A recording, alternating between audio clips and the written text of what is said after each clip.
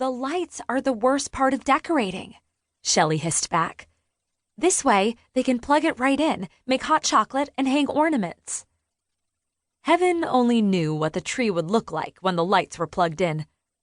Another frigid breeze blew in the night, and I was fairly sure my nose had gone numb. I read the best way to put on the lights is in 3 triangular sections, whispered Zelda. Maybe we should try that. That's crazy, said Shelley.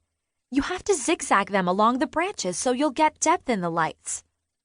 They bickered like sisters, but Shelley and Zelda were part of the Sugar Maple Inn family. When I moved to Wagtail, I hadn't expected to find a family among the employees, but I was delighted that it had worked out that way. My parents had divorced when I was young, and for the first time in decades, I was where I wanted to be for Christmas, in Wagtail.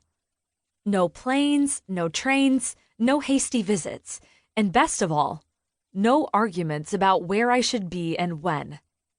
My parents had both started new families, and while I loved them dearly, the truth was that I always felt like an outsider at their new homes.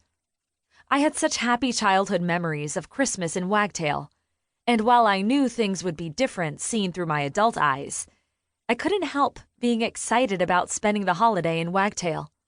I looked forward to the ringing of the church bells and the possibility of fluffy cake, which I remembered fondly. Not to mention that my childhood friend and heartthrob, Holmes Richardson, would be home for the holidays. There, we're done, whispered Shelley. At that moment, I spied a flutter in the curtain on the window that overlooked the porch. Dash away now, I whispered, jumping off the porch.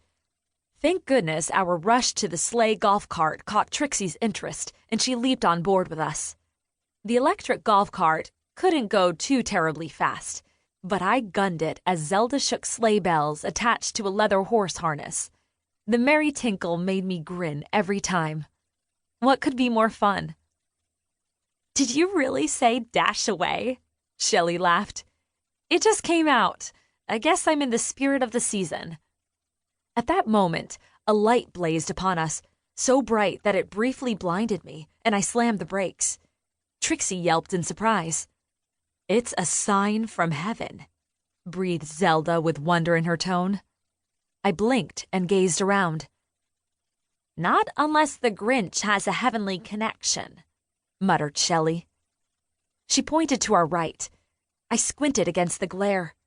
A gigantic Grinch with huge devious eyes loomed over the roofs of the houses. He must have just been turned on because we would surely have noticed him before. There were no high-rises, billboards, or garish lighting in Wagtail. The moon was usually the only light in the night sky. The Grinch's head had a green cast and glowed as though a strong light must be inside. I guessed it was a blow-up figure. Even though we were a couple of blocks away, we could hear the notes of Grandma Got Run Over by a Reindeer coming from the ghastly fellow. I'm all for holiday fun, said Zelda. But if I thought that guy was going to come down my chimney, I would brick it up. Not to mention that I don't think anyone in the neighborhood, including me, will get much sleep tonight. I dropped off Zelda first. The repeating song was growing annoying, and lights were flicking on inside houses all over the neighborhood. Shelley lived on the other side of town, where it was blissfully quiet, and only twinkling Christmas lights on trees and roof lines glowed in the night. I drove the electric golf cart back in the direction of the giant Grinch to Rose Richardson's detached garage, where I parked it and closed the door. Holmes' grandmother, Rose, was like a grandmother to me, too, and happened to be my Oma's best friend. We were hiding the sleigh golf cart in her garage so children wouldn't see it around town during the day. Trixie and I walked back to the inn on the path that meandered through the green, the park in the center of Wagtail, which wasn't so green now that snow lay on it. We passed the giant Christmas tree that remained lighted all through the night. Dark Christkindl Market stalls lined the perimeter of the green. Bright lights twinkled in the trees that lined the path, and a few snowflakes floated in the air. It was like our own private wonderland, except for the tinkling.